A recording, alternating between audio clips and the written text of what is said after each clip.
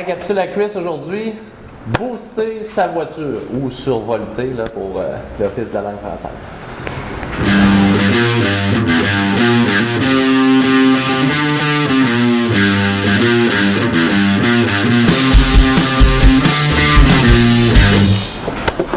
Bon, c'est simple, mais en même temps, il y a quand même des précautions. De la façon qu'on fait un survoltage, faut pas qu'il arrive d'explosion, même si c'est très très rare. Une batterie qui est usée peut créer des vapeurs d'acide sulfurique. Il peut avoir un risque d'explosion.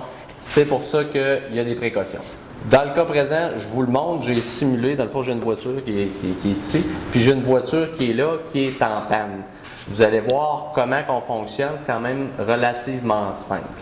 Donc, pour commencer, il est toujours conseillé de mettre les pinces, une rouge d'un côté, une rouge de l'autre, dans le sens que si vous mettez les deux tout de suite ici, vous allez avoir un potentiel de collision entre les deux pinces qui ferait des étincelles, puis ça c'est non conseillé, donc on ne veut pas ça.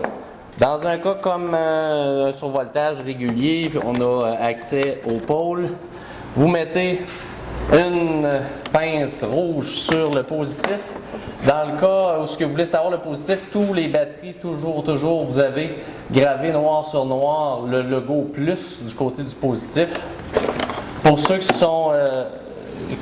ont une sens d'observation, vous pouvez voir aussi que de façon universelle, le pôle positif est toujours plus gros que le pôle négatif. Donc, vous pourriez aussi le remarquer de cette façon-là. Donc, on branche nos pôles positifs de cette façon-là. Ensuite, on branche nos négatifs par la suite. J'en branche un comme ça. Puis, si j'avais cette voiture-là, je vais faire l'inverse pour que vous compreniez. Je branche celle-là. Puis, normalement, pour les risques d'explosion, nous allons, de 1, on finit toujours par un négatif, ça fait moins d'étincelles.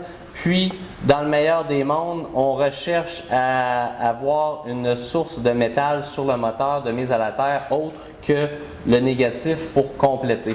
Donc, dans le cas présent, j'ai un morceau d'acier qui est direct au moteur ici, ou l'alternateur sur un support de l'alternateur. Ça, c'est ce qui fait en sorte que je n'ai pas créé d'étincelles au-dessus de ma batterie. De cette façon-là, j'ai installé mes pinces de façon sécuritaire. Une fois que nos pinces sont installées, là, on est prêt à procéder au survoltage ou presque. Je vous explique, avec l'âge des connexions puis la saleté sur un moteur, ça va arriver souvent qu'on est obligé de bouger un peu nos pinces pour être capable d'avoir la connexion idéale. Ça, c'est une chose. Puis, imaginons qu'on a une auto en panne de ce côté-ci. On veut vraiment être sûr de maximiser le voltage à cette voiture-là. Donc, il faut partir la voiture qui est la source.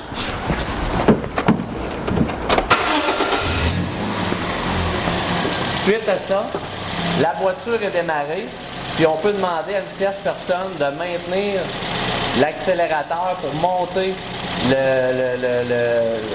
le régime du moteur à au moins 2000-2500 tours minute.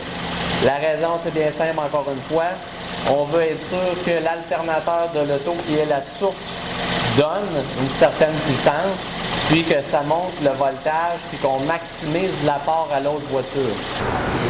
Donc, je vous ai expliqué la source, c'est comment ça fonctionne pour maximiser la source, et l'autre auto, vous pouvez tenter de démarrer.